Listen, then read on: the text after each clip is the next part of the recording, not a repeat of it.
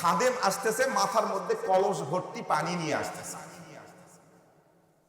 আল্লাহর বান্দা ডাক দিয়ে বললেন, এটাই তোমাদের খাদেম?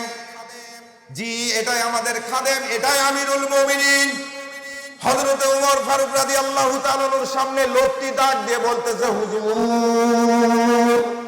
ওগো আল্লাহর বান্দা, আমিরুল মুমিনিন এই এলাকার মধ্যে অত্র জাহানের খলিফা আপনি, আপনার কাছে একটা বিচার চাওয়ার জন্য এসেছি। এক হাত জায়গা নিয়ে আমার ভাইয়ের সঙ্গে গোলমাল, আমি মনে করতেছি উমরের দরবারে দিব বিচার, আমার গোলমালটাও সেরে যাবে, আমি সঠিক একটা বিচার পাবো। এই কারণেই আপনার দরবারে উপস্থিত হয়েছি। ঘটনাটা আমি একটু খুলে বলতে চাই, আপনি যদি একটু কয়েক মিনিট সময় আমাকে দেন। আপনার মাথার উপর যে কলসটা আছে, এই কলসটা, কাঁধের উপর যে কলসটা আছে, এই কলস